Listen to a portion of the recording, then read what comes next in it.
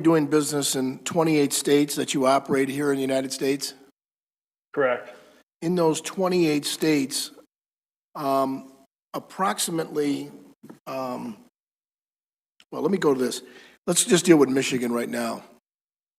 You have about, you have a contract for each and every one of these units that you place in service in these counties in which the votes are taken?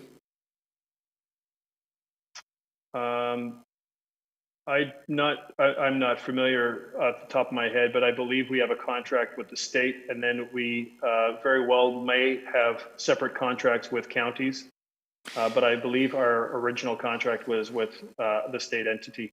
So the state of Michigan gave you a contract to go ahead and use, and I'm using your words now, what you said is, we supply machines. We do not run elections. Is that correct?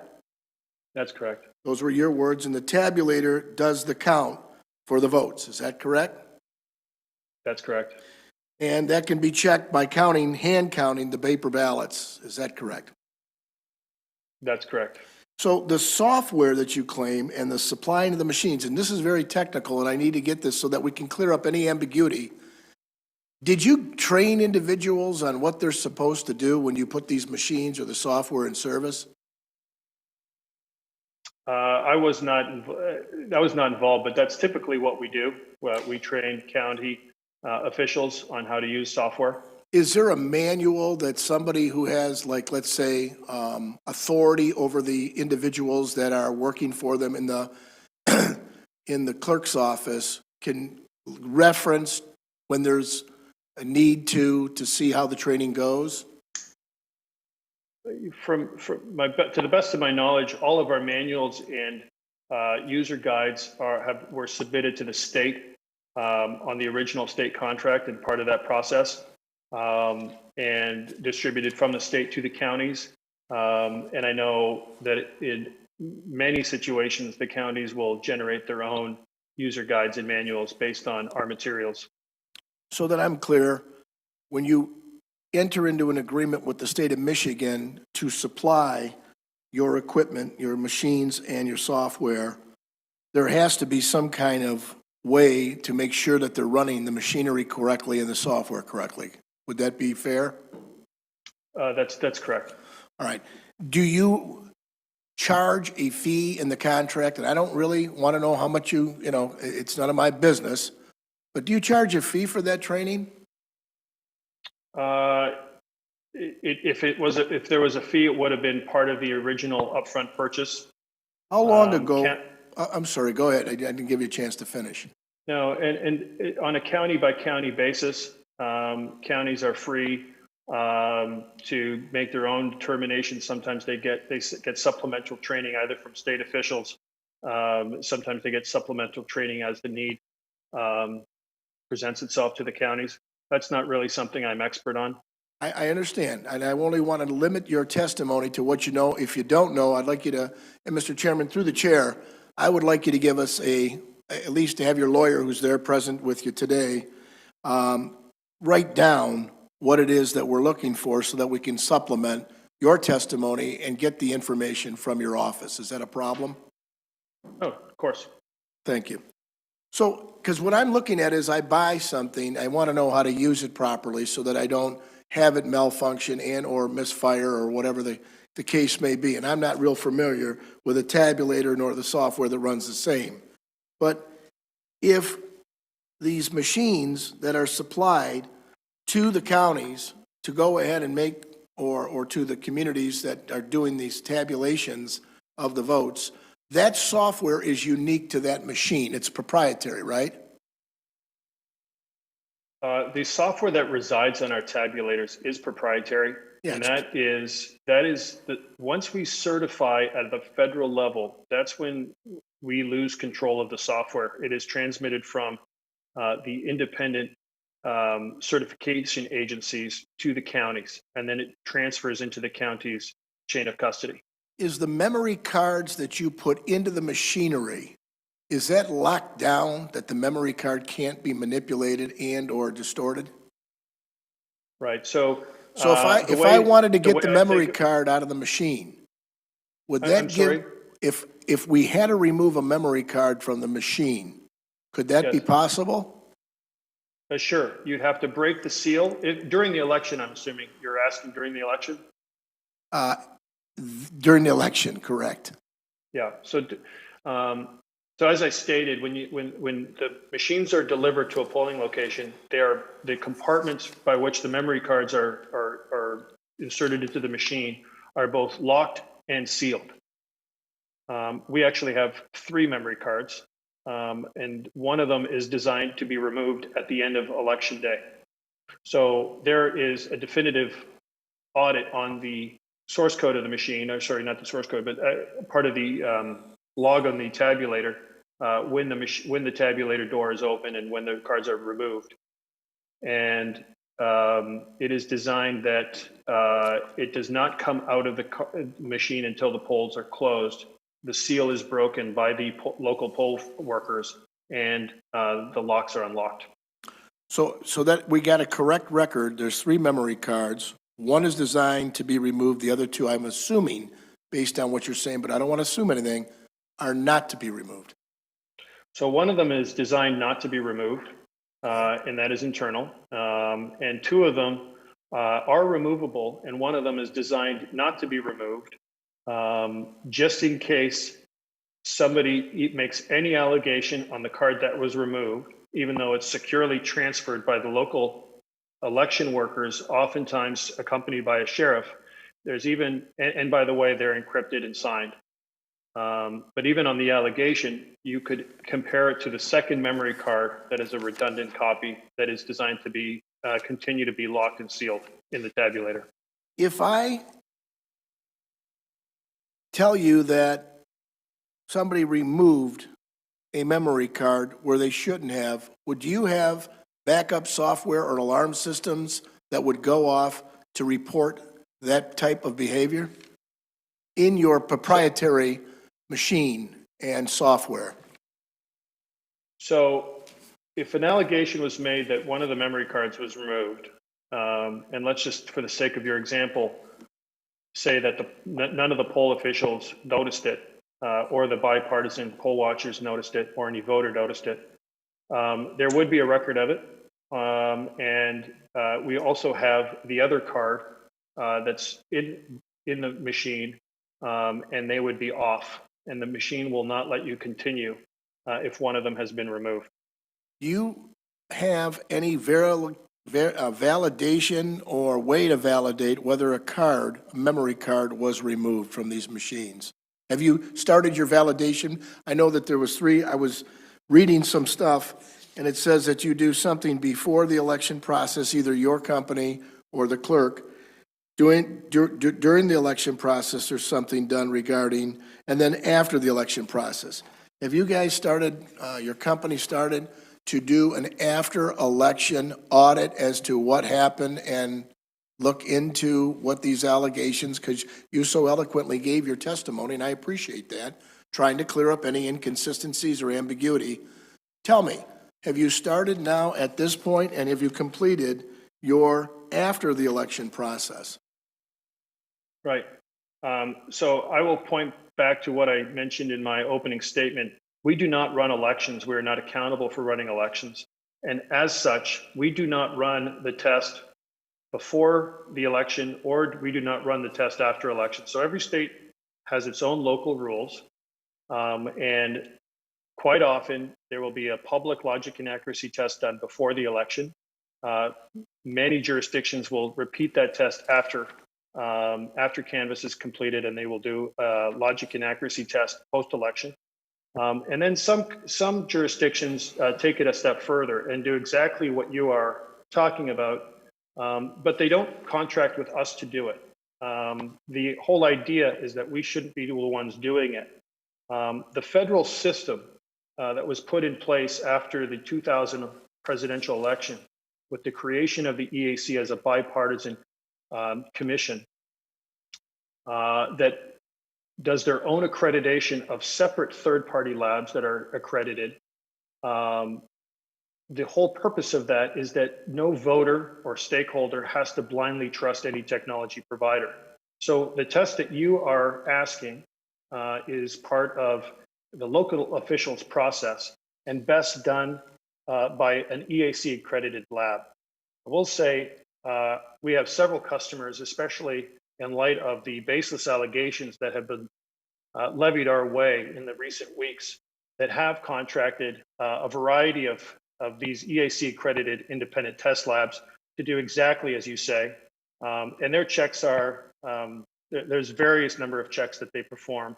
And I'm certainly no expert at what they do, but the way I think of it is they are verifying that the software that was run in the election was unchanged, that it is in fact the same certified software. They can run a variety of forensic tools to ensure that what you're describing, if it did happen, they would know it happened. And they do that all independent of us. How do I know as a voter, Mr. Polis, that I didn't have any irregularity of the software being manipulated? How can I be sure of that? Right, it's a great question. So the fact that somebody has made an allegation is cause enough, in my opinion, to do a hand count audit and recount. And that has been requested in a number of our jurisdictions. And at the end of the day, you have to remember that the ballot box was secure and empty at the beginning of the day. And at the end of the day, there was a number of ballots that each voter deposited into that sealed and locked ballot box. Those voters and their eligibility were verified by the local poll workers under the watch of the local poll workers and bipartisan poll watchers. And those ballots haven't gone anywhere. They've been under secure control of the poll workers. So even the allegation in an environment of like we're seeing right now, which is unprecedented, it's, in my opinion, it's exactly why the Michigan Secretary of State's office is working with Antrim County to perform that hand count. Did you provide any training films? And I know that you said training manuals, booklets, I think you call them. Any training films that would physically give a video to or a link to a training film so that the individuals would learn properly how to utilize your machine and your software? Sir, we provide a variety of training tools. I'm the original contract in the state of Michigan, I believe was in 2017. We regularly rely on a host of different training techniques and design it in collaboration with the end customer, be it the county or state. So that would have been with Secretary of State Jocelyn Benson. That would have been the one you would have contracted with? She was the Secretary of State in 2017? I don't recall who we I think it's 2017, is that what she? No, sorry to interrupt you, Mr. Vice Chair, but Jocelyn Benson's term began in 19. 19? Yes. Okay, 2019. The chair cleared it up. Could you tell me about the process, though, because you're still acting as a CEO, even though you just indicated, I think in your testimony, the majority of the company was sold? Yes, in 2018. Okay. And this was your company that you, from birth, basically. I'm going to say that you're the one that, did you design the software? Not my birth, Senator. Company's birth. Oh, could you tell me, did you design the software that went for this? Do you have, I mean, was it you or was it somebody else that designed the software, how to manipulate meaning the vote count and tally to make sure that there was consistency and to make sure that there was credibility? Well, let me just be clear. We don't manipulate anything. All our software does is takes it. If you look at a tabulator from your home county, actually, I'm not sure if you're using Dominion in Antrim County, let's say. Our tabulator software looks at the paper ballot, and we integrate the number of black pixels in the oval corresponding to a candidate's name. And that is designed in a way that the machine is interpreting voter intent the same way that a human being would. And so it's designed to be very objective. There's no manipulation of any kind. And yes, I do have knowledge of the source code that developed that. The warranty, and I use the word warranty, I don't know another word, maybe you can help me, about post-elections to ensure the security and the trust of the election. Is there some kind of warranty that goes with that for the state when they purchase this unit and software? That it's going to act in a manner consistent with your statements as well as how you have the intended use of the unit? We'll have to get back to you upon looking at the state contract. If somebody didn't properly download software, would that change a result? And I'm going to every single item I can think of to see how these allegations, how these affidavits that we've taken from so many people across the state, I want to validate what they saw, what they looked at, what they heard, as opposed to what really happened. So if you weren't there, and I think there was representatives of Dominion at, like, the TCF Center, was there not? Is that standard and a customary in the industry of your machinery being placed into service to have people from Dominion there the night of the election? Senator, you mentioned a few things. First of all, in terms of the affidavits and any pertaining to the accuracy of the tabulation, I am not aware of any that have been found to be credible, certainly none that I've seen, and I don't know of any judge that have found any of those allegations credible. With specific regards to whether or not it's normal to have on-site technical support from the tabulation companies, it depends. It's at the sole discretion of the county. And in the case of the TCF Center, we did have on-site technical support there. They are not part of running the election, and they are expressly there to answer any questions from the election officials whose job it is to run the election.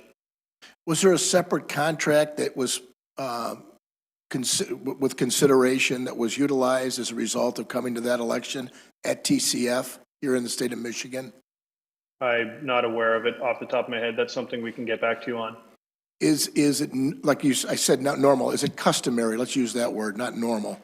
Was there any other counties in the state other than Wayne that had assistance through Dominion being there? Meaning, do you recall, based on Michigan has been spotlighted and shown throughout the country, do you recall of any other county of the 83 counties in the state? I don't know. I don't think so. Okay. So the only one that you do recall is that there was support staff there from Dominion, correct? In Wayne County, correct. And the only, I think so. As I said, I don't know, Senator, but that sounds right. do you recall how many people that came from Dominion to assist in answering questions from election officials in Wayne County? No, I don't. Do you know what, I mean, is this customarily done? Have you seen this in your 18 years, I think, where Yes. people go, they do, right? Yes. Okay. Did you have any in Wisconsin or Pennsylvania, Georgia or Texas? Sorry, one at a time. Georgia, yes. Pennsylvania, yes. Wisconsin, I don't know. Texas, I don't know. What was it? Did you mention another one? Michigan, but you gave us an answer. Oh, right. Okay. And right now, is there a written report that was received from the individuals that were at the TCF Center on behalf of Dominion and working on behest of Wayne County? No, not that I'm aware of. Did they report back to anybody in the company to give information as to what these allegations were and what I don't know. So, in conclusion, somewhat, how do you validate what has been tabulated if there's no system in place that you can run, or if there's no software that validates it other than hand count? Is there any other way to avoid a hand count from the software and the hardware that you put in service to validate this is the vote. This is true, accurate representation of the vote. Well, first off, there is a very well-documented system, and it starts at the EAC level long before any system is sold, with third-party testing and accreditation. In this testing center, these independent labs that are trained on election process, they go through every single line of source code, line by line. They test every facet of every feature of the machine under a lot of different permutations and combinations of elections.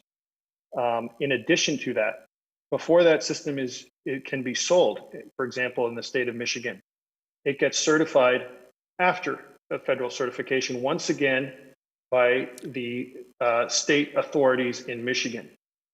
So to say that there's not a there's a very well-documented system that is extremely accurate. I appreciate the accuracy. Wait a minute. I guess I'm asking something else. Even though they have, like they do like automobiles, they go through a check test. Like they check everything, check the boxes. But if we want like access control, only authorized individuals are running the machine. And I understand what you said. We don't run elections. Encrypted end to end so that no one can manipulate the data. And endpoints that hold the data, that those endpoints weren't breached. Could you be specific on what systems do you have on your software that can ensure that access control, encryption end to end, and endpoints that hold the data were not breached? Fair question. So as part of the federal certification guidelines, there is very well and rigorously documented security requirements of the media where votes are recorded and translated. I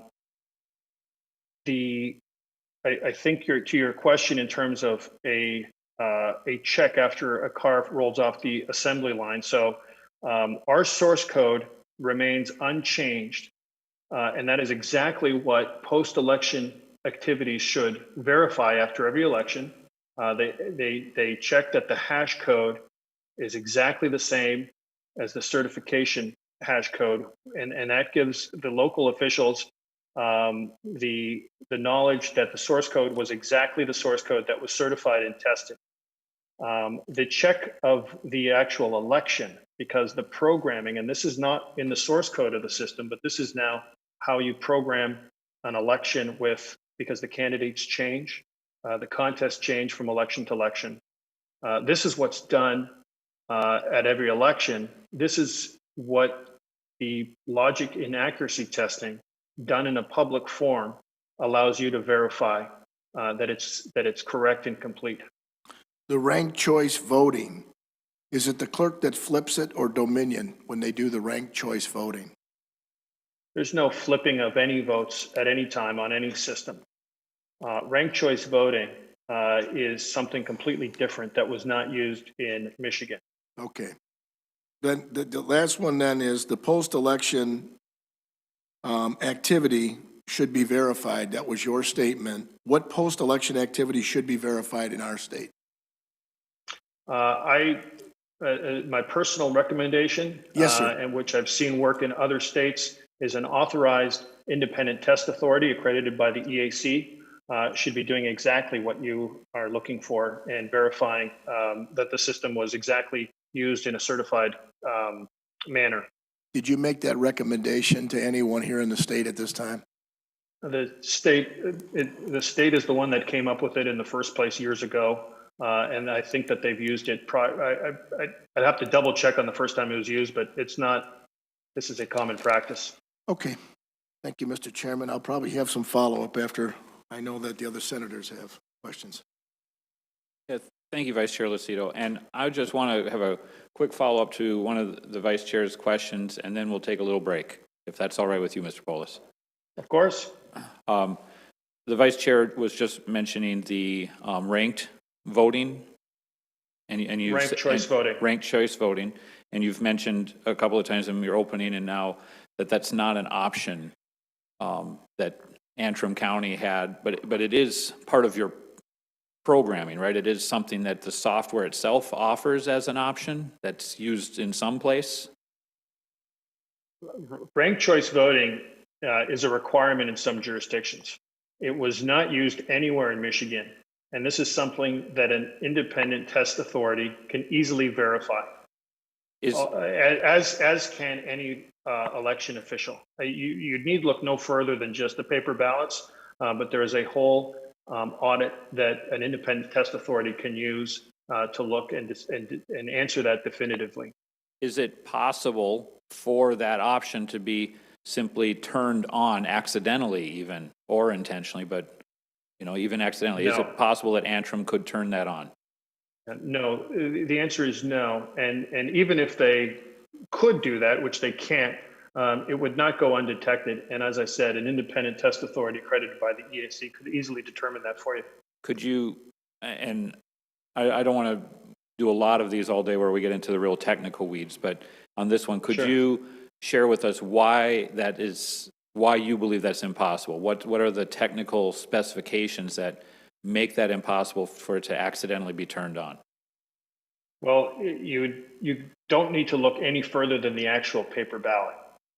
So if you knew what a ranked choice voting ballot looked like, you could see that there's different columns for each candidate where voters can select their first preference and then their second and third and so on. As I said, it's not certified for use in Michigan.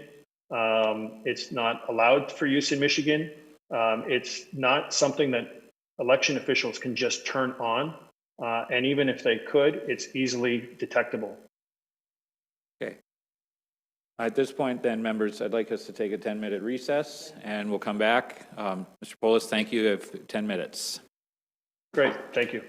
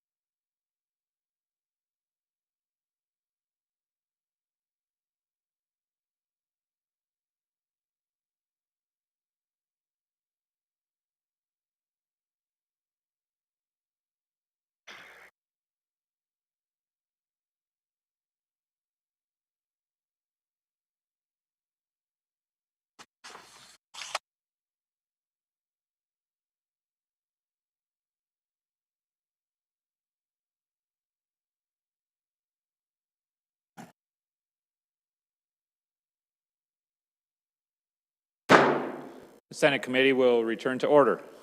Thank you, members. Mr. Polis, thanks for your patience. I guess I'd like to just come back to my last question about this ranked, how do we call it, ranked voting? Ranked choice voting. Yes, thank you. So what I'm really trying to find out from you is the functional inhibitions in the software. You say that it's not, that they can't access it, but what does that mean? I mean, do they see a button on the screen, but it's grayed out, so it doesn't work? What would it take to turn it on? I mean, is that something you guys turn on when you sell the software to Michigan? How is that, how is it inhibited from being accidentally or purposefully turned on? Well, that's correct, Senator. So it is not installed. When the election officials took possession of their system, whenever that was back in 2017, 18, they would have had to separately install a module that would be part of the record that, again, as I've said, any independent testing authority could verify this, so you don't necessarily have to take my word or even a poll official's word for it. One of the claims that I think I've seen that may be related to this is the allegation of fractions in our reporting software. As I said in my opening statement, there is no fractional voting. That's just not a feature of our system. And any audit of our database would show this. We don't allocate fractions and certainly don't do any switching or deletion of these votes. So when the ranked voting occurs in the states that do allow that, is there a fractional vote count that comes out in those situations, or is it still whole numbers? No, so the report that I happened to see in, it was, I think, another hearing in your state, and it was attributed to our system. I can tell you that's false, and I haven't seen any report of where that report came from. It looked like it was just created on PowerPoint. I can tell you that it does not come from any report on our system. And that's something any one of your counties that use our system could verify for you. In the states that do use ranked choice voting, it is a separately installed module with separate training. And the telltale sign of whether or not it's on is you look at the ballots. So beside Senator McBroom's name on a ballot, there might be, if it's a vote for 5, there might be 4 different columns. So I could vote for you as my first choice or my second choice, third or fourth choice. The rules on this vary in the jurisdictions that use them. But again, it is not allowed for use in Michigan. It has nothing to do with Michigan. It wasn't used for Michigan. And that's something that can be easily and independently verified. So on with the fractional voting issue, since you bring this up, and I would have if one of the other committee members hadn't. I've seen a page that appears to be a screenshot that demonstrates fractional votes. And at the bottom of it, it says Dominion software. Is there any screen in your software that would allow that to happen? And if not, then where did this come from? Absolutely not. It does not come from our software. Our reports typically don't have from Dominion software on the bottom of our reports. Our reports can be obtained through the Secretary of State's office or counties that use our systems. And as to the all-important question of where that screenshot came from, to me it looked like it was an actual PowerPoint report. Your guess is as good as mine. All I can tell you is it did not come from our system. I'm going to go back slightly, and it's not that I won't come back to fractional voting, but I'm going to mull over what you said, and perhaps we'll come back from a different angle. But you were mentioning how in the post-election, your software, the machinery is audited by the EAC or potentially by a third party, correct? Yeah, the federal process specifically requires it to be thoroughly tested, including source code review, accuracy test, volume test, environmental test. It's very comprehensive. The manual is thousands of pages of long, the requirements. why doesn't Dominion do some of its own auditing of the systems at the completion of the election afterwards? I mean, do you come to any of the counties, take back machinery or software and reevaluate how it performed yourself?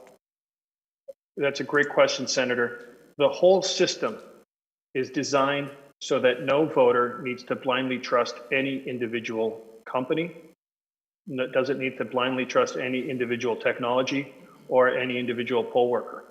So the role of auditing and testing prior and after the system is best not done by the company that provides the actual technology in the first place. It is best done by the election officials whose accountability is to run the elections under their total control, and best done by independently accredited experts from a bipartisan federal committee that reviews everything from competence on the technical and the procedural side as it pertains to elections. And so that's why we don't audit our own software. Now, to the question of do we test our software? Absolutely, we test our software very, very thoroughly, but that happens completely independent of any customer jurisdiction or the certification lab. This is generally something that we do very extensively prior to submission to the federal government for federal certification. How would your company know then if there were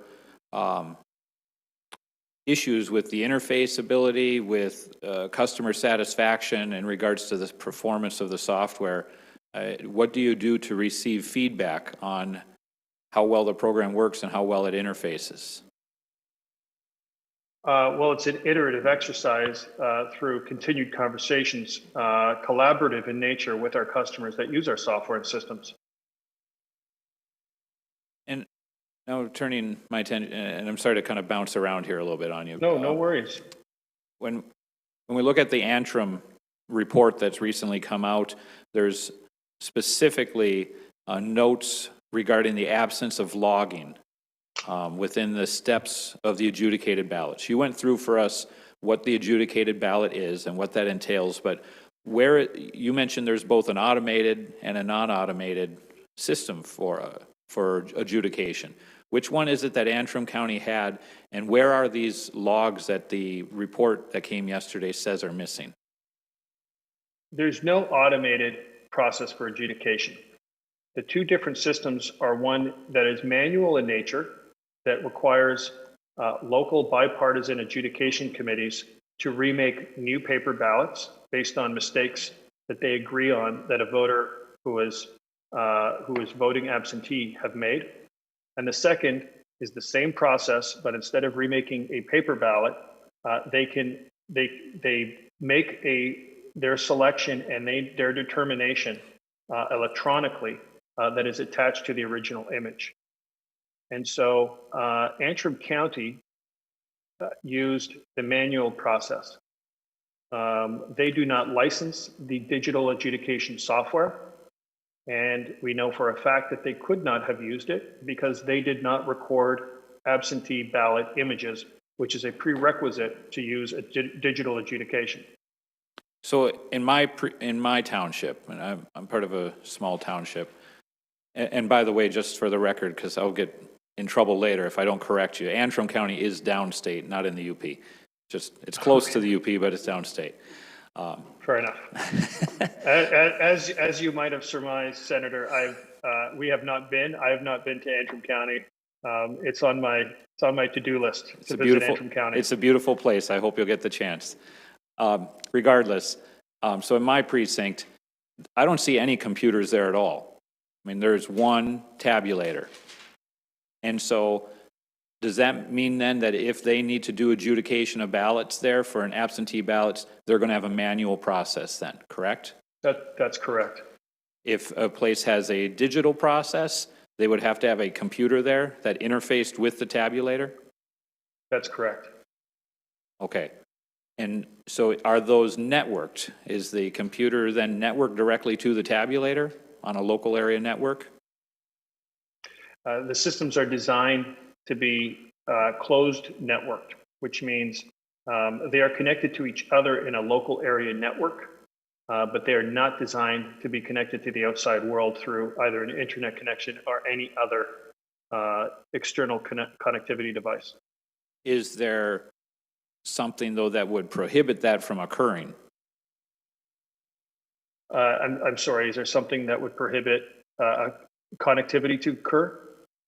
Is that the question? Yeah, I mean, if the locals were to have that computer connected to the World Wide Web and also networked to the tabulator, is there something in the software that would shut things down at that point? Would it continue to operate?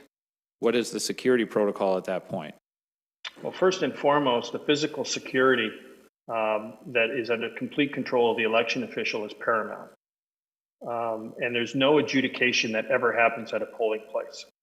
One of the audits that an independent test authority accredited by the EAC can perform is a test to look at whether or not that computer was connected to the internet, which of course it's designed not to.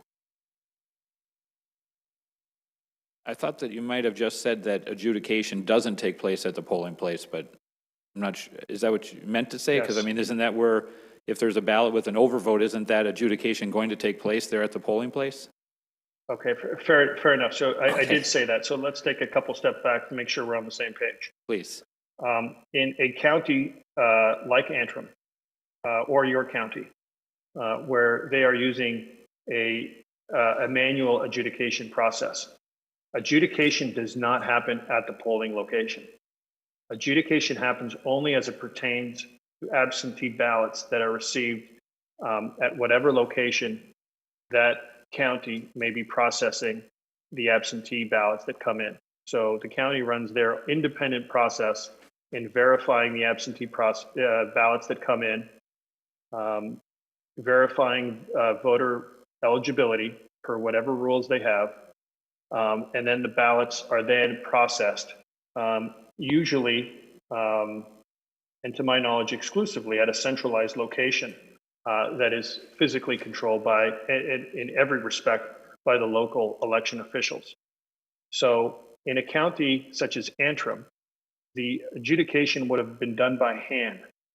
Any paper ballots that needed to be adjudicated would have been done by taking a problem ballot, if there was agreement by the adjudication board, and taking a brand new blank ballot and making the marks that the panel agreed to.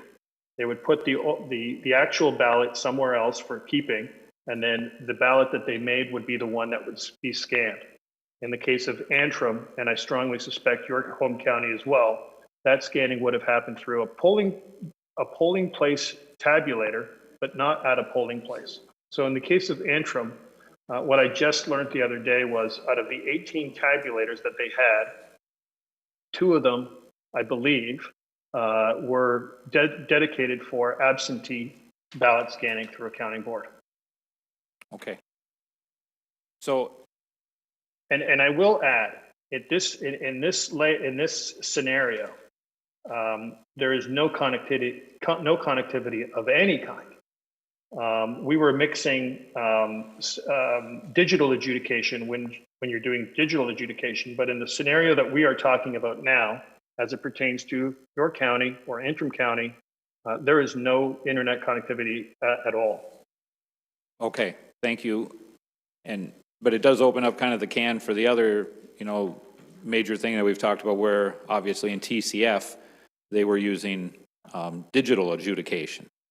Well, let's come back to that in a second. I just want to clarify one thing. So the reason why we don't need adjudication for in-person voting, that is if a voter made the same mistake in a local precinct where they are in person, the voter has the tabulator will prompt the voter about their error and offer the voter a second chance to correct their ballot. So in a hand marked paper ballot scenario, if the voter selects your name and then crosses or fills in the oval beside your name, and then crosses it out and fills in an oval below your name in the same contest, and it was only a vote for one contest, they're the ones that in-person voting, the voter themselves is feeding their ballot in the tabulator, and the tabulator will prompt them of their mistake, so they have a chance to correct it themselves. You don't need an adjudication panel because the voter can correct it for themselves. The issue arises in absentee voting, where the ballot has been now separated from the voter because it has been sent through the mail. And we are without the adjudication process, you're not giving that voter the same chance. So it's obviously different, but the states that allow it have very strict rules and offer guidance to the bipartisan adjudication panels of what they are and aren't allowed to do per state and local law. Thank you. In the situations where they choose to use digital adjudication, such as at TCF or other mostly larger counties, and a computer then is local area network connected to the tabulator, what is to, you answered earlier, it's up to the locals to provide the security, but if they were to allow that computer to be connected to outside networks, does that present a vulnerability to the tabulator's programming? Well, the system, as I said, is designed not to be connected. So if they're running certified software on those systems that are not connected to the internet, the record of what the adjudication panel is doing gets appended to the original ballot image, and they are available for audit. So these are questions best answered by the election officials that work to secure that location, because you can imagine conceptually that's just as dangerous as not having control of your in-person voting precinct. Back to the example of your home county, if you didn't trust the poll worker and you didn't trust all of the bipartisan watchers, that speaks to the security of the overall process, not to the accuracy of the tabulators. As I've said in my opening statement, the true test of a tabulation system such as ours is in the manual recount and an audit that is taking place. And that is something that is always available to do. And I guess what I'm trying to come back to, because I started off with this question about logging of security. And so would outside manipulation, if somebody had these things connected, and obviously that's not the case in Antrim County, but potentially, possibly the case in other counties, would those security logs represent if somebody were to attempt some manipulation? Well, certainly not. I don't think so. That's really a question for election investigators. I'm not aware of anything that has been found to be credible. But as I said, this really is a question for the officials that control the physical custody of the ballots. Our machines are responsible for the accuracy in regards to counting the paper ballots, and that's exactly what they do. In the Antrim, back to Antrim, and I know we're bouncing around. In Antrim County, the report says that is a period of time where there isn't any security logs. What is the explanation for that? So, Senator, I've only had a cursory review of what I consider the biased and report that came up. I've also had a chance to cursory review, I should say, of the Secretary of State's response, which I frankly agree with the response that was issued recently to that report. As I've mentioned earlier, Dominion did not program Antrim County. We have no access to their systems. We are still not in possession of any of the logs or any of the databases or any of the election material from Antrim County. And so, as I said, a lot of the arguments were incomprehensible to me, but then again, I haven't seen any of the files, so I can't comment on what it is they're looking for, other than I know some of the conclusions were wrong and false. Okay. Senator Tice has some questions.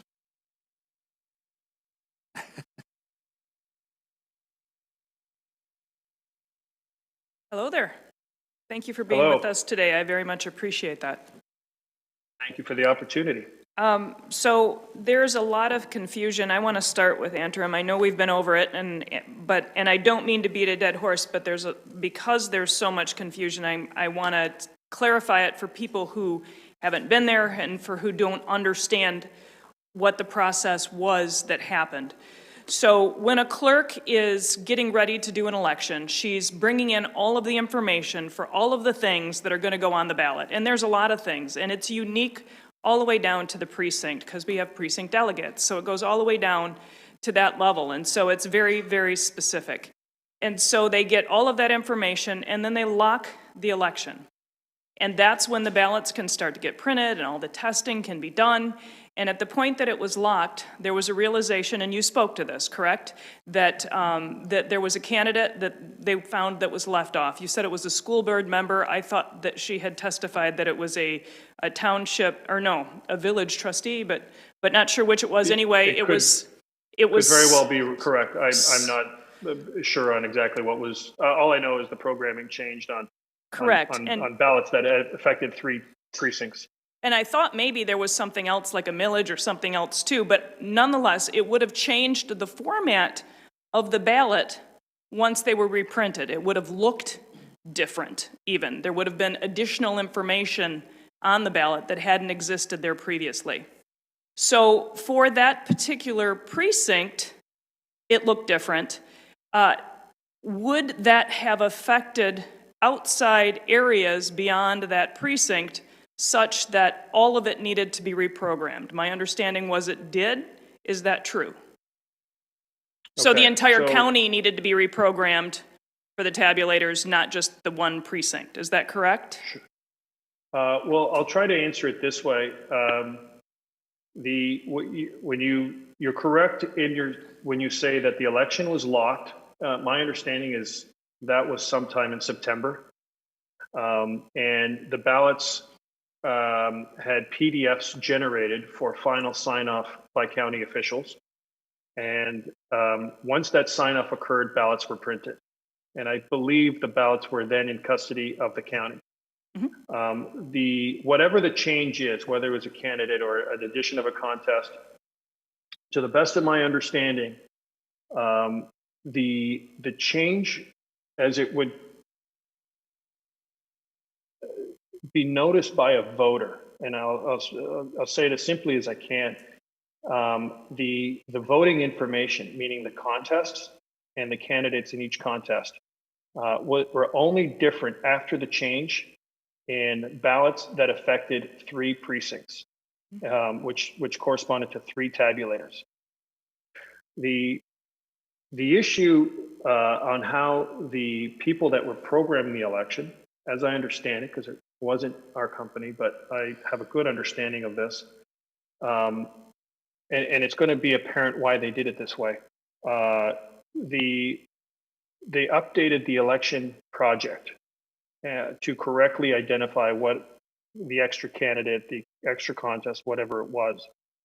But care was taken to make the ballots that were printed and in possession of the county for the other 15 tabulators, care was taken to make them exactly the same.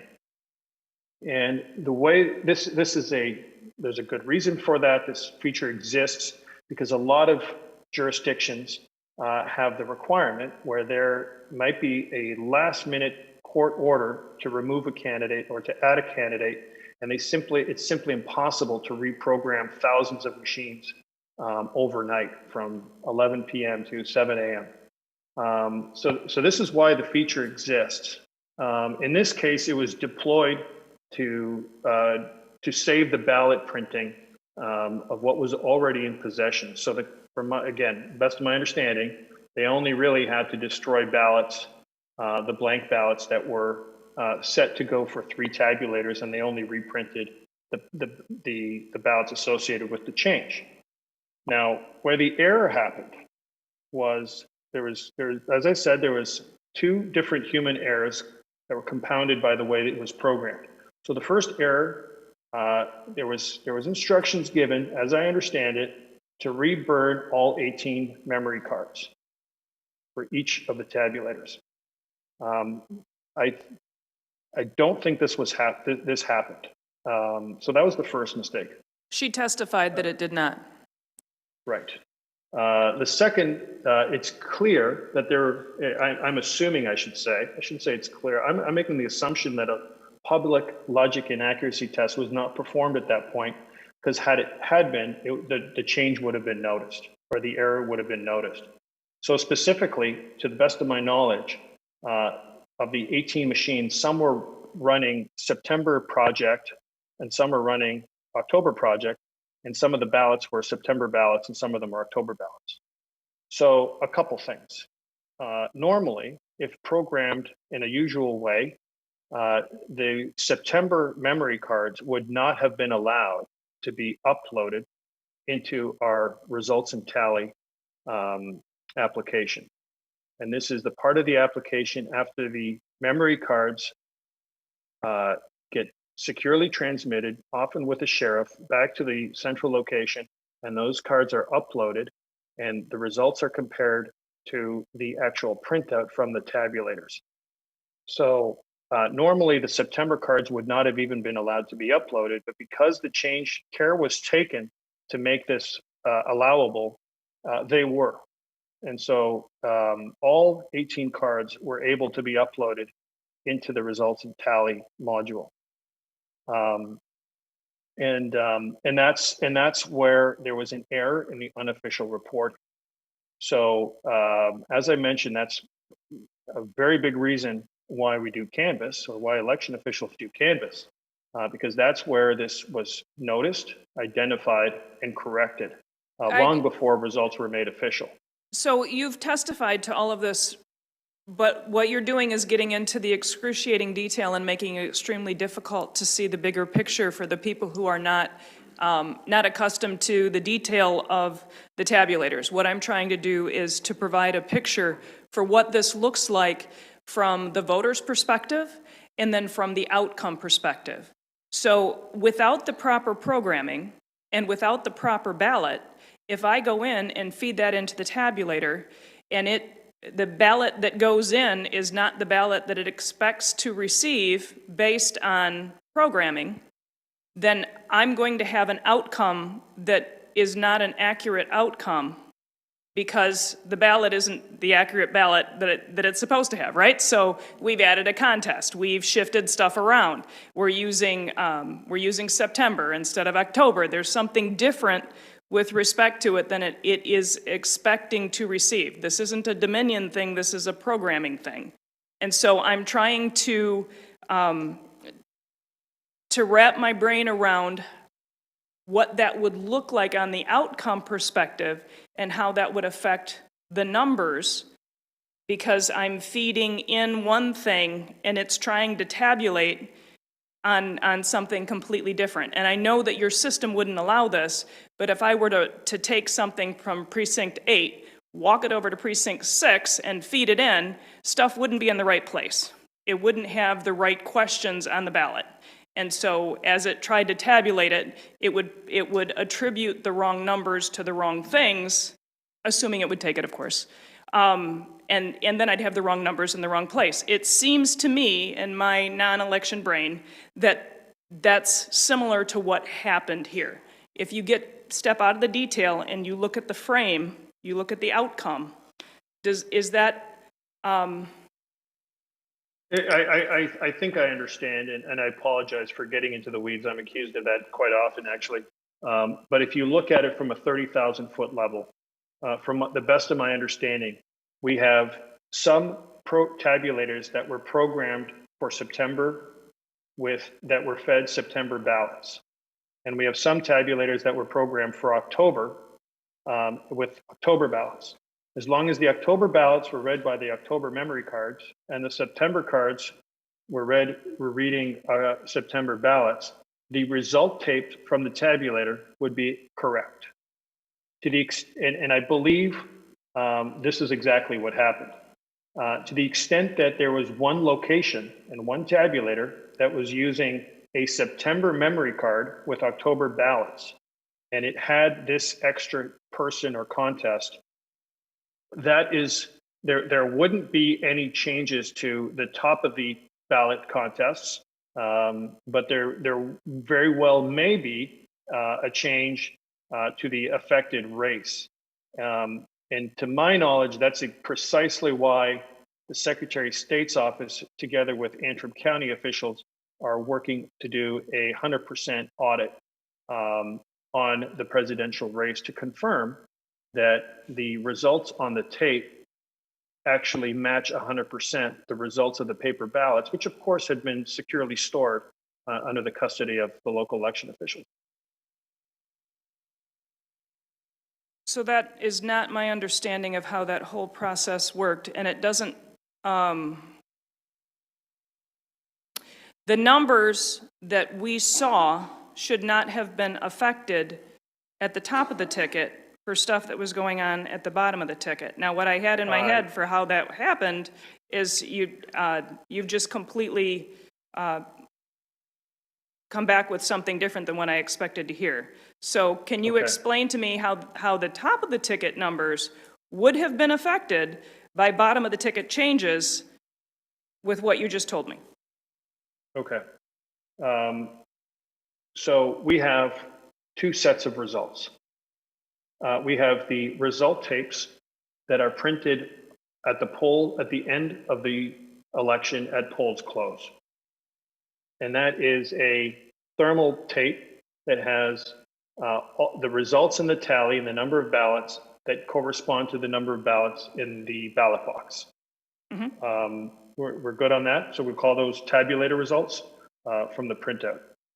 Then we have the centralized computer that is designed to amalgamate and tally the results from all of the 18 tabulators together in a way that it can be reported easily from the county to, let's say, the Secretary of State's office or the media.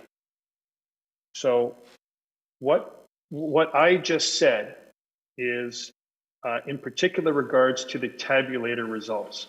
This is the printout that happened. There was multiple printouts at the close of poll at the end of election day. One was posted publicly in whatever building each tabulator was in. Multiple copies would have been handed out, and we have those results. And as long as September ballots were fed into machines that had memory cards programmed from the September project, those results will be 100% accurate. And as long as the tabulators that featured the cards from the October programming had October ballots fed through them, those tapes would be 100% accurate. When those cards then got driven in to the central location and they were inserted into a desktop computer, our tally server that the county has in their sole possession and control. The September cards should not have even been allowed to download the results if it was programmed in a regular way. The only way, and this is what confounded the two human error issues, because the programming was allowed to accept on the back end, on the tally computer, that tally computer was instructed to read cards from the September project and the October project.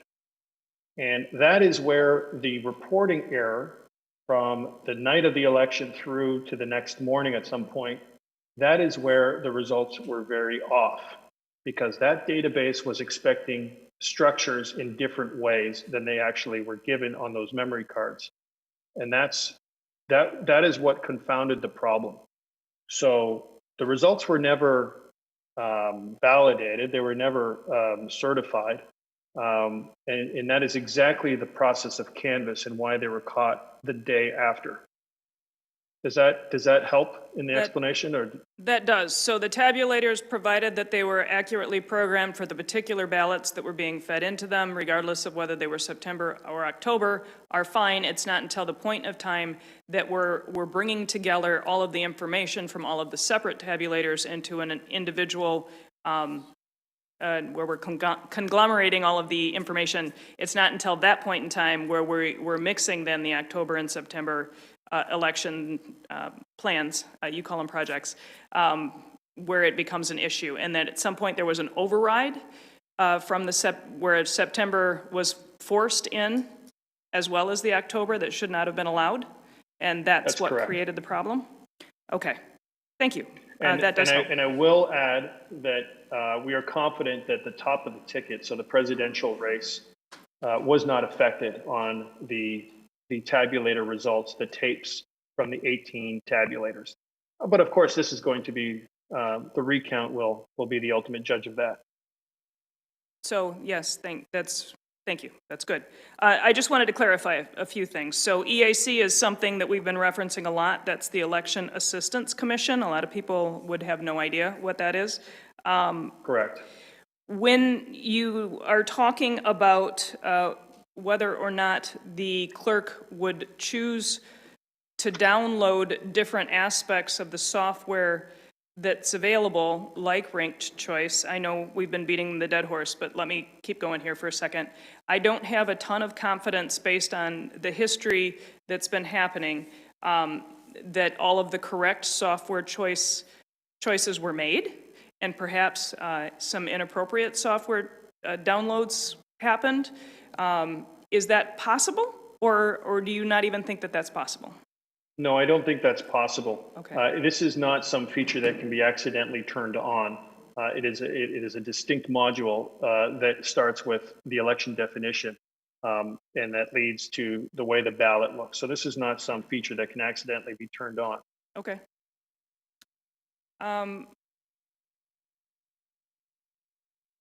So that also helps me with some of the issues that I was wondering, because I was thinking that when the clerk realized her issue and there was no longer anybody there, would she have manually had to adjudicate the ballots because everybody had already left? But you're saying no, they could have gone, in fact, just with the tabulator tapes and counted them that way, but now they're going back and doing a manual to compare the tabulator tapes and the numbers to the manual ballots. You've confused me on that one. Are we specifically talking about Antrim County? Yes, just Antrim right So, now. again, any adjudication would have happened only on the absentee ballots that were mailed in.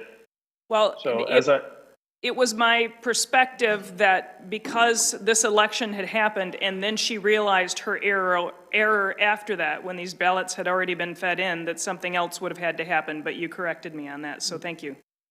Yeah, again, Antrim County did not and could not have used digital adjudication. Got it. And the manual adjudication would have been done Only prior to her closing the polls on the two tabulators that ultimately printed out a results tape. Okay, thank you. And I want to shift a little bit. I want to clarify something. You keep talking about the bipartisan watchers for things that are ongoing. They're not always available in all areas, in all places. And in some places, they're easier to find than others. And so part of the issues that we're dealing with as an oversight committee is they weren't always available in order to make sure that everything was done in the forthright manner that you describe. And that's not your problem, but that is, it doesn't always happen that way, and we want to make sure that it does. Do you, so you have equipment that's the tabulators. Do you guys also provide the high-speed tabulators? Yes, we do. All right. They don't have, do they have a box that the ballots go into also, or are they accessible to you at both the beginning and the end of the scan? Well, they're never accessible to Dominion staff. I'm sorry, to the yeah. person handling them. Right. They are accessible. They're always accessible. So any high-speed scanner, the way it works to get a high throughput speed, usually has a U-shape scan head to minimize the frequency of jams, especially with ballots that have been folded and passed through the mail twice and handled by a number of different individuals. So the ballots, there is an incoming tray and an outgoing tray. Okay, that makes a lot of sense to me. I may have some, further questions later. Let's see. I did want to ask if we could get from you, because you referenced the contracts and you're not sure what we have contracts with. I don't want the details of your contracts. That's between you and whomever you contract with. But I would like to know with whom you have contracts for our state. So I know you do with the state of Michigan, obviously Antrim County, but if we could get that information, that would be helpful. Yeah, so I don't think we have a contract with Antrim County, but we will certainly get that for you, Senator. It could be their counties are contracting with the state in order to have access to that too. That's possible. And then you said the on-site technical support is part of the contract generally when it happens. I wouldn't say generally. It's definitely not out of the norm. It's just in a lot of places, it's a regular part of our process. Okay. Thank you very much for your time and patience with me. I appreciate it. No, thank you. Thank you, Senator Tice. Senator McDonald. Thank you, Chair McBroom. Thank you for being here. I'm going to go back to some of the technical questions, if you don't mind. Can you tell us what programming language is used and if it includes any database system? Not off the top of my head, but that's something certainly I can get for you. I would appreciate that. Can you walk us through the business logic of what happens when a ballot is processed? For example, if a database record is created or they are simply updating a counter. In the case of our polling, our precinct tabulator, every time a ballot is fed through the machine, there's a number of checks that the software goes through to identify the ballot being a legitimate ballot and a ballot from this election. And then it goes through the processing of the ballot, and then everything, of course, is logged and saved. So to your knowledge, is it possible for somebody to change a record value either locally or remotely? No, to my knowledge, it's not. And even if it were, there certainly wouldn't be able to do it undetected. So it wouldn't leave like a log entry if it was possible? Would it leave any trail? It would leave a trail. There would be a mismatch from the other card, and there's several checks and balances in the machine that can identify whether or not such a thing happened, which of course I don't think it can. Okay, thank you. And this has become a big issue. Do you have any knowledge about the SolarWinds breach? Are you familiar with Very this at all? limited. Because all I know is that we don't use the SolarWinds Orion package that was the subject of the DHS report from the 13th, I guess, yesterday. Is it possible for somebody to insert a USB drive that could have manipulated the database or data or software? Is that possible to your knowledge? In our tabulators? No, I don't think it's possible. And again, even at the central computer, even if it was, it would be detected. I just have two more questions, if that's okay. Sure. Small towns in Wayne County adjudicated in Detroit or at the local precinct, and if so, how was the data transferred? I don't know the answer to that. Okay. Last question. How do you electronically match voter to identity so the voter can vote, so we can catch it so they can't vote more than once? Well, that's really a question that for a the clerk officials. issue? It's really a question for the election officials Okay. whose job it is to verify eligibility. It's not something we do. Okay, yeah, I just thought I'd check that. Okay. I may have more questions, but for now, thank you. Thank you so much. Thank you. Thank you, Senator. Mr. Polis, I'm going to go back to a question that I've hit from a couple of different angles before, but I just want to be really clear that we're talking on the same wavelength here. If, whether it's at TCF or a facility that uses digital adjudication, where they have a tabulator connected in a closed network to a computer, if by accident or intent that computer is not secured properly and is also connected to a network, a wider network, is it possible for someone to maliciously and unknowing, without us knowing it, hack into the tabulator and alter the results? No, I don't think that's possible. But again, even if it were, it would be detectable. Can you share with us how it would be detectable? What are the assurances that we can have to that? Well, what I would recommend would be an independent test authority to do the analysis from everything on looking at all of the structures in the audit logs of that computer and perform the battery of tests that they do. And I know that they offer this as post-election services to election officials in all across the country, and verify definitively whether or not such a thing happened. Does the software is it your design within the software that Dominion designs to keep security logs that would flag unauthorized alteration of the code? Yes, absolutely. And there's also ways for election officials to check that.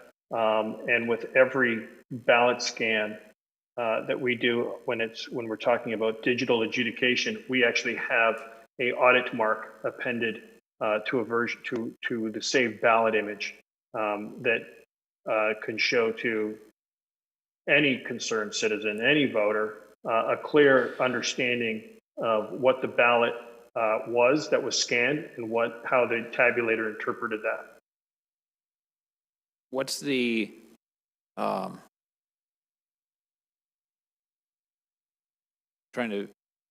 would we understand? Would there be some sort of flagging that would happen, though, that would cause poll workers to look? Would an error message come up? Would the machinery stop working?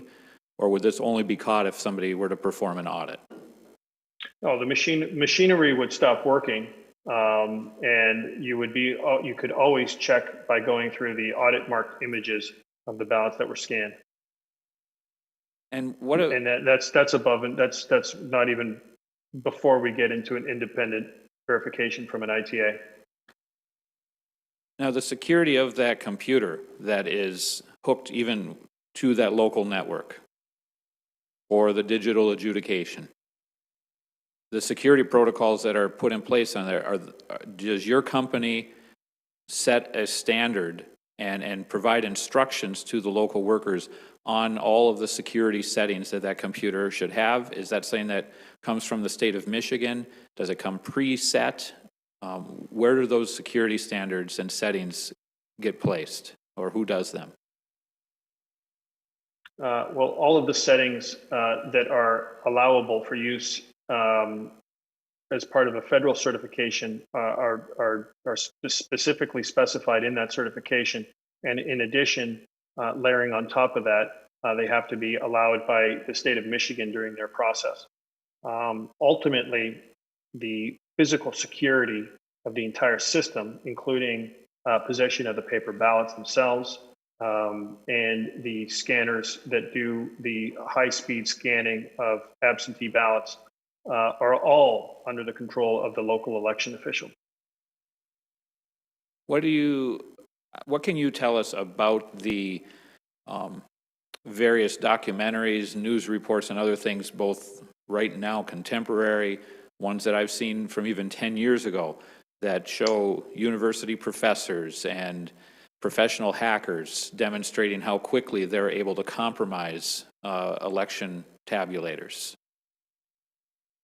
Yeah, it's a great question, Chair McBroom. If you're referring to, for example, the one that I'm familiar with is, I think, the 7-minute hack. The researcher, the professor from, I believe, Princeton University, that originally published this video, or if it's a video or an article, he's one of, I think, 50 or so signatories on a letter that specifically addressed this election. And how they are completely different systems. So I have seen some of these videos that you're referencing. They reference legacy systems that were developed and installed prior to the EAC's VVSG 2005 standards. And they certainly were designed and deployed prior to a lot of the rigorous standards that we see across the states, specifically California certification, New York certification. And ultimately, I keep saying this: paper, paper, paper. The 7-minute hack, the databases on the old Access or whatever system that they were using back in 2000 didn't feature voter verifiable paper ballots. At the end of the day, you have to ask yourself, were the ballots securely stored, and you always have a copy of them, and they're distributed at your local counties under lock and key and sealed. That is, at the end of the day, how you can trust your election. One of the things that's, particularly troubling from just a pure, easy, transparent process in Michigan's voting is the imbalance of poll books. And I understand that, that imbalance is not necessarily because of software or equipment, but is usually attributed to the poll workers and the handling of the ballots. But is that imbalance something that Dominion looks into, and in its post-election work and, would you say, autopsy, does Dominion look at the imbalance of poll books and discuss with your customers whether any of that has to do with the tabulators and the software? Chair McBroom, that's really a question for the election investigators, both at the county, at the state level. So again, I'm not aware of anything that has been found to be credible.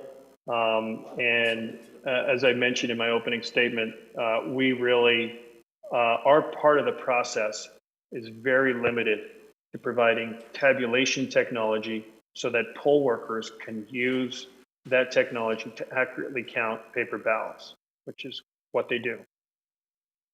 Senator Tice says she has a to-the-point question there. Please. Just with respect to the poll books, I believe the entirety of our electronic poll books were designed by Michigan for Michigan and are unique to Michigan. They have nothing to do with Dominion. Okay, thank you, Senator. I'd like us to take Just a few touch-up, and I won't go any further, we can take a break. if you want to take a few quick questions, then we'll take a break, and then I think we'll be able to wrap up. Okay. Thank you, Senator Lucido. Thank you so much, Mr. Chairman, and this is interesting. I'm having a good time with this. It's hard to understand it, but does Dominion have any way to remotely access any of the information on any of the equipment or have remote access within the machines themselves? No, So there is no modem at all in these machines? the only modem is the one that I described, that has a very, very particular function on the precinct, and we do not have access to it, and nor can we modem into that machine. Does anybody have access to the best of your knowledge? No. Okay, but it has a what is it they call those, USB port on the machine? I saw it myself, right? What's the USB port? I'm not sure which machine you're referring to. But, I'm not sure several of either. our I didn't machines get a have- serial number, but there is USB ports on machines that you build, correct? No, I don't mean to be facetious, Senator. What did the machine look like? Was it a touchscreen? Yes. Okay. Yes, there is. Okay. And so that touchscreen is a ballot marking device. It does not tabulate votes. So, It's just a pen. It's an expensive, fancy pen that allows for voters of any abilities, any physical ability, language ability, to privately and independently create a paper ballot that can be cast by them privately and independently. so if there was no wireless modems included or deployed in Dominion machines or equipment,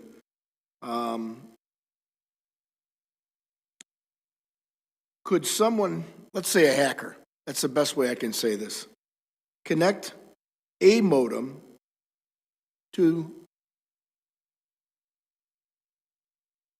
do something that should not be done, which is affect the vote? Well, Senator, if we're talking about a polling place in Michigan, we're likely talking about two pieces of equipment that come from Dominion. One is that touchscreen that it sounds like that you've seen that does have a USB key that's obviously locked and sealed. And then there's another machine that is a paper scanner that sits atop a physically secure ballot box. As I said, the ballot marking device does not tabulate votes. It is nothing more than an electronic pen, if you will. A voter interfaces with that ballot marking device, but at the end of it walks away with a piece of paper that has a clear written summary of who that voter voted for. And that is the chance that the voter has to physically hold their ballot and to review their selections prior to casting it. So to my knowledge, a hacker, if they tried to put any kind of an external device on that BMD, it would fall upon the security of both the lock and the seal. So A, we'd know about it, and B, it's part of a polling location that has physical security of the poll workers and the poll watchers. How would you know about it? You just said we would know about it, because that was going to be one of my questions. Yeah. Well, first of all, do you have some kind of election signal? officials would know about it. Is there a signal that says error? Is there a signal that says there's an error or there's a compromise? Well, there's several mechanisms that are built in that will not allow it. And as soon as the software is even attempted to change, it would shut itself down. But that didn't happen in to that Antrim point, County, did it? I'm sorry?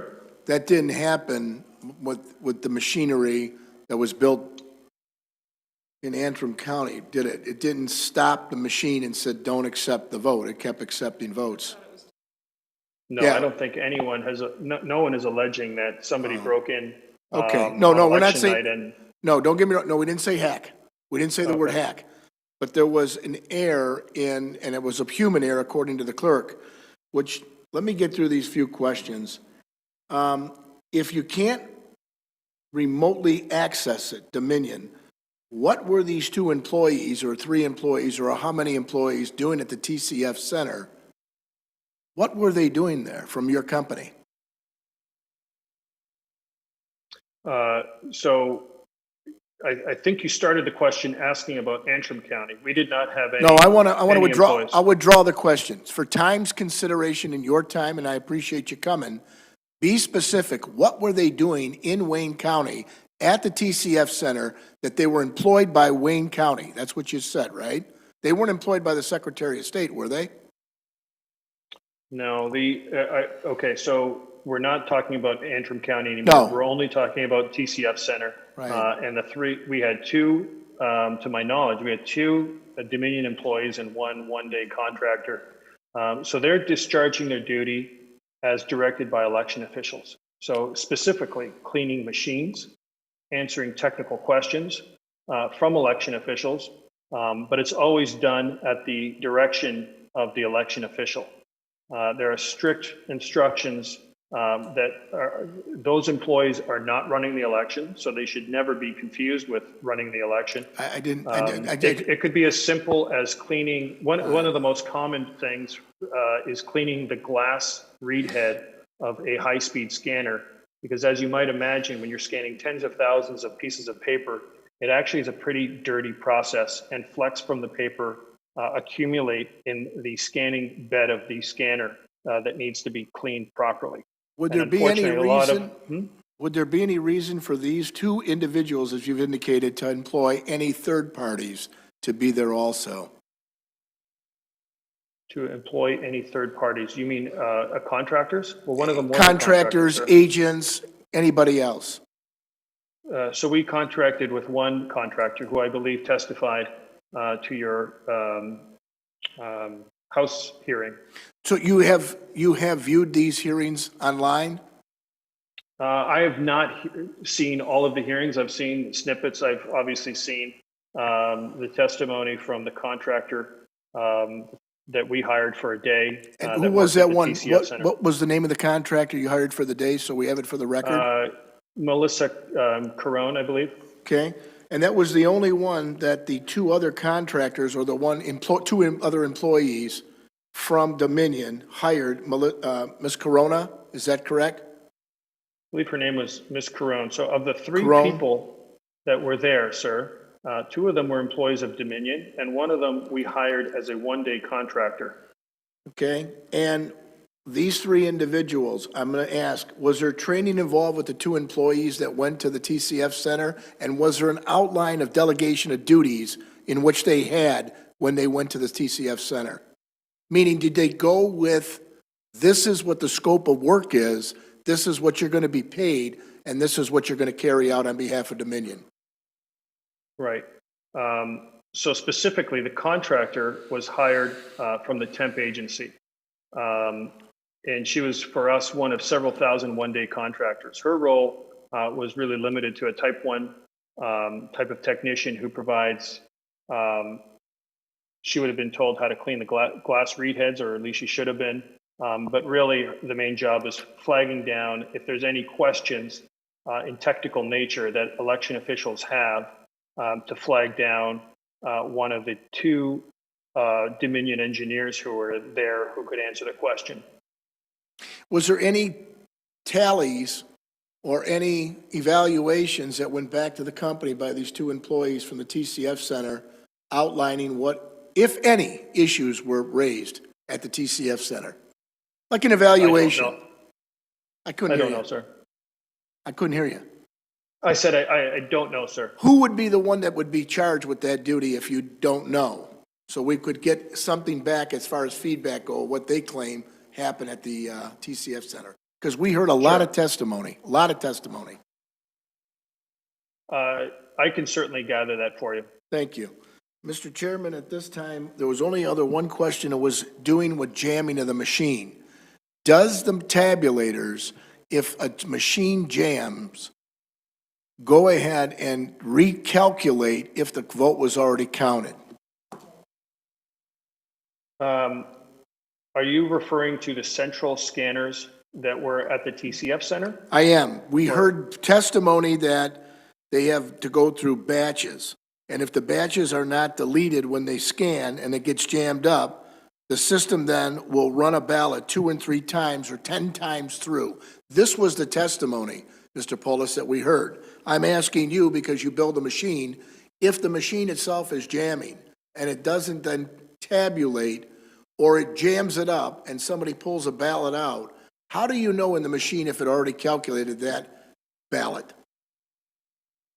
Yeah, I did see the testimony, and from my recollection, if there were ballots that were scanned multiple times, the audit would be off from the voter registration and the poll book records as part of the canvass process. Why don't we stop right there, Mr. Chairman? I want to pick up that end about the poll being off so that we can see the process. That sounds good to me. We'll take one last break, come back, and finish up. Thank you, Mr. Polis. The committee Okay, is great. recessed for 10 minutes. Thank you.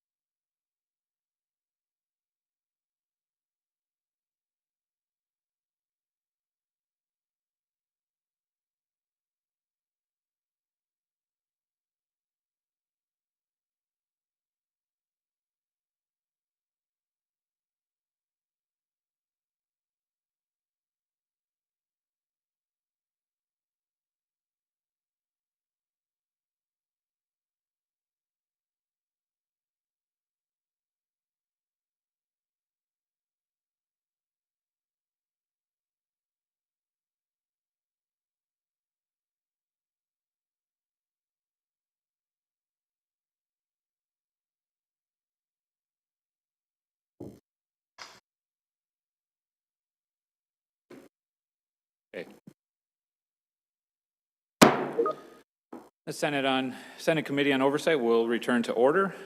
Thank you, members, for your return. And let's continue, and hopefully this will be kind of our last segment.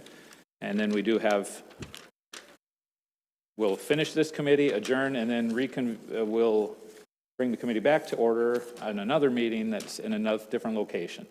So if you're wondering what the second posting is about, that's for our joint meeting with the House briefly to adopt some additional subpoenas. So that's why it's set up that way. Okay. Mr. Polis, continue to have my thanks for your participation today. Could you share with us, when it comes to the software, do you design it to operate on a Windows platform or Unix? I mean, what operating system do counties have on the computers that they're putting your software on? Depending on the system we use, I know we operate on different platforms, including Linux and Windows. Okay. And the tabulators themselves, they don't have an operating system in them? Oh, they do. The tabulator, well, there's various tabulators, but I believe the tabulators that are used in Michigan at the polling location are Linux operating system. Okay. I'll have to confirm that, but I'm fairly confident on that. Okay, and a slight shift of gear here to another question. You're, of course, doing software updates and providing version updates to the state, correct? So I think, I'm not sure what you're getting at. We are not able to update software like you would a normal computer at your home. Any update that we provide, any change to any line of source code, any piece of hardware has to go through federal certification first. And once it is approved for use, then we can provide the update, and that update is usually done by the election officials themselves. So, and that's fine. I appreciate that detail. What I'm wondering is... I'd actually give you an example. So, okay, thank you. You have a desktop, you have a server that's air-gapped that sits in your county's central location. Even though Microsoft might want an update, even though antivirus might need an update, there's no updates are done that unless they first go through federal certification. Oh, even for the virus software and other materials like that? That's correct. Okay. So there's absolutely nothing in our system.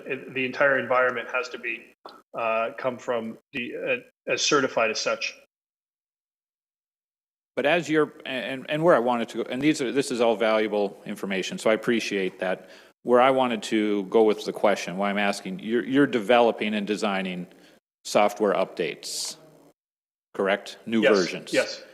So prior to you sending those to the EAC for certification, what does Dominion do to check and test the security, the vulnerability of the software before it sends it out for certification? Okay, I see.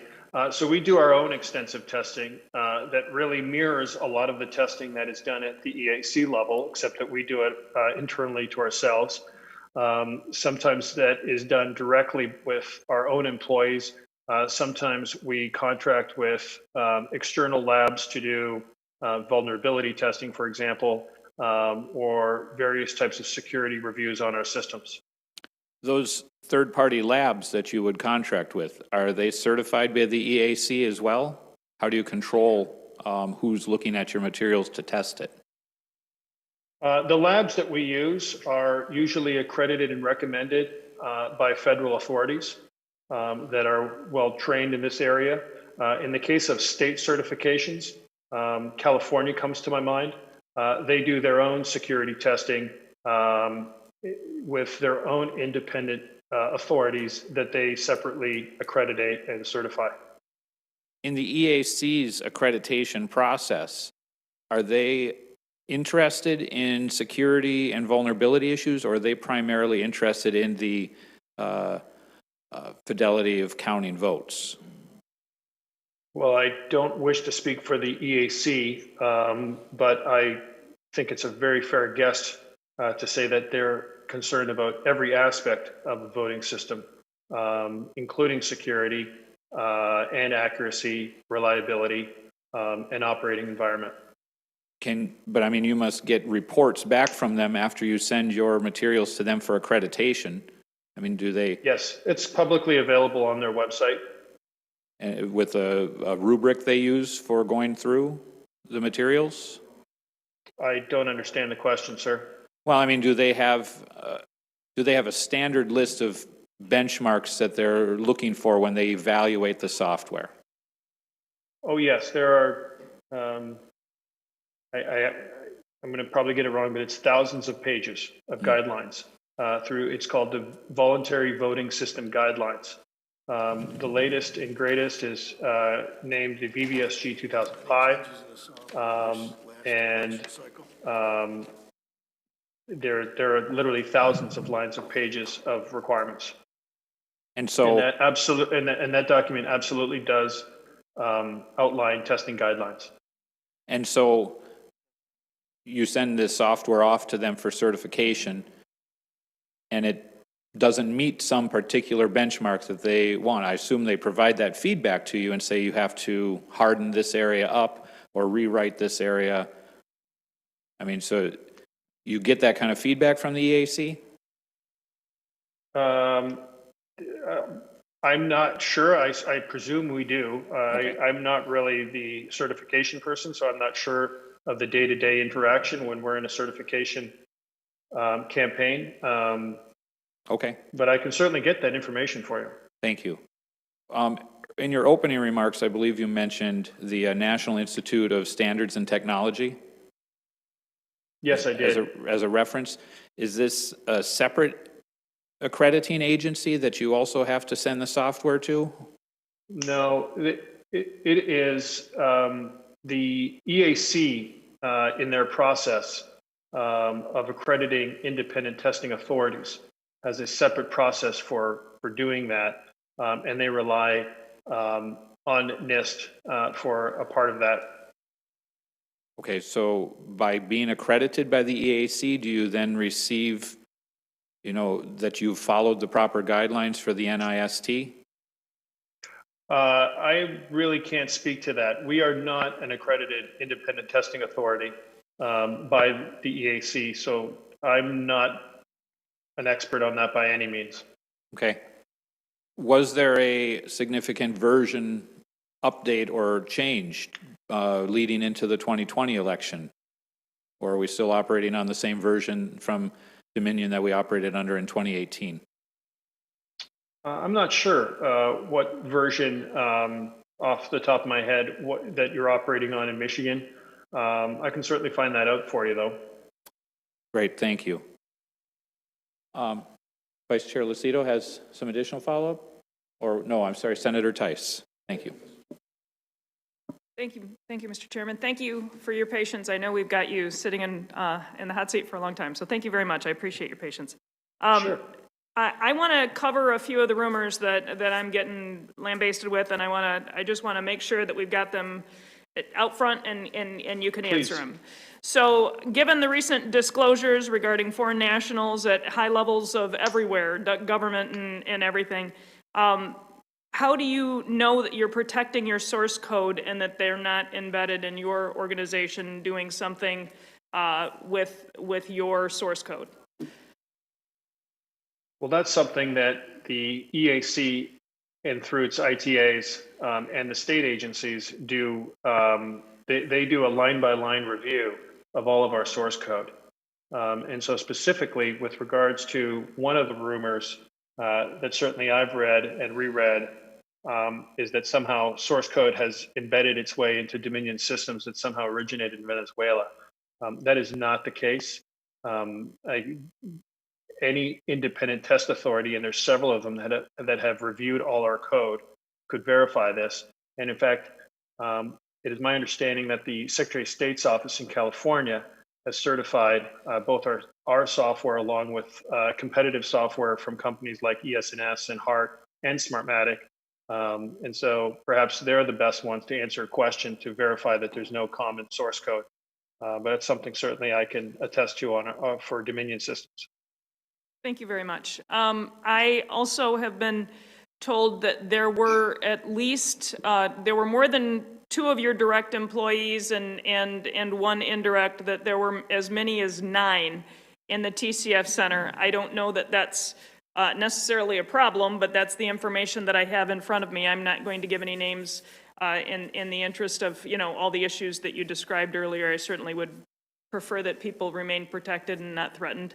But I would be interested in having that information if there's any mistake, and then what their roles were in the process, right? What were their responsibilities while they were there? I also heard that you received a large sum of money from outside the country just recently, actually just before the election. Would you like to speak to that? Yes, I've heard that one too. Unfortunately, it's not true. This one's bizarre and completely unfounded. And I think the claim is something like a Swiss bank through Chinese intermediaries paid the company that owns Dominion. But I can tell you that that's not true under oath. Okay, thank you for that. And then your equipment, your adjudicators and your tabulators in the TCF, do they have Ethernet access? No, they're not connected. As I said, they're not connected to the internet. They're designed to be completely standalone system. They are connected locally in a local area network designed to be separate from the internet. So then they don't have an Ethernet set up in order to be a part of the LAN or Ethernet for any other reason? Oh, sorry. Yes, they do. So to connect the computers in a local area network, they are connected through, I believe, an RJ45 connector. Okay. Through a switch that is not connected to the outside world.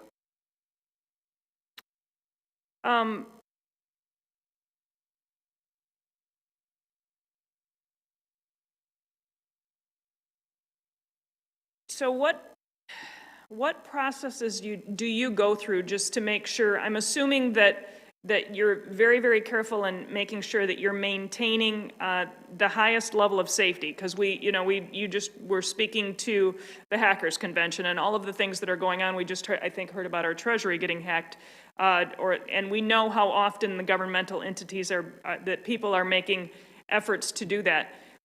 I'm assuming that as you're working on your systems, that there is a point where there could be access to it before this information gets pushed out and updated into the different states. What efforts do you take to make sure that this system is as protected as it could possibly be, so that it's not accessible to nefarious people? Well, there's several things that we do. We are part of a federal program of coordinated vulnerability disclosure. We routinely send our equipment to white hat hackers for vulnerability testing. We obviously rely and follow EAC guidelines very closely. We work collaboratively with our customers who do their own vulnerability testing through their own independent test agencies. To that end. I don't recall us talking about a hacker convention. Maybe that was during the break. But we've even expressed interest at participating in a hacker convention as long as it made sense in terms of some semblance of real life ballot security, as opposed to just ripping apart machines in a way that's obviously would be detected. We actually, if you've heard of the DEF CON conference, that this year I believe it was canceled, but the one that happened in 2019, we had an agreement with Mr. Braun. We actually sent equipment there, and that invitation was revoked, unfortunately, while we were there. But these types of things are not new for us. Our first vulnerability testing happened in New York in 2008, and we've done several since. So in the event that you were to see a vulnerability or experience a vulnerability, do you have a process in place to respond to it? I'm hesitant to ask you what that process would be because I think that might weaken it, but Oh, there's a very well documented process in California where it's required I think it's within 20 days. We strive to report it as soon as we are aware of any vulnerability or report or any problem. From an internal standpoint, we are very collaborative with our customers in discussing our own internal security testing and vulnerability practices. thank you very much. As always happens, I usually end up coming up with 25 questions after we're no longer talking. I would love the opportunity in the future to send a letter or something, or perhaps have you in the future if those come up. Thank you very much for being available to us. Thank you. Thank you, Senator Tice. Senator McDonald?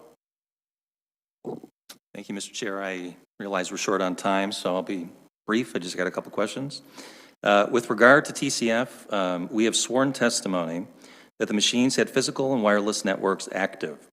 We also understand that according to your testimony moments ago, the equipment may not have had the latest software antivirus patches in place. In light of this, would you consider it to be impossible for an on-premise or local network adversary to gain access to one or more machines or computers, especially if they were well-versed in the source code? Would it be impossible for anything to be manipulated? So first, let me start off by saying, if there has been any testimony that has been found to be credible by a judge or by an election official, I'm not aware of it. I've testified today that our systems are designed to be in a closed area network, and that we do not have wireless capability on our systems.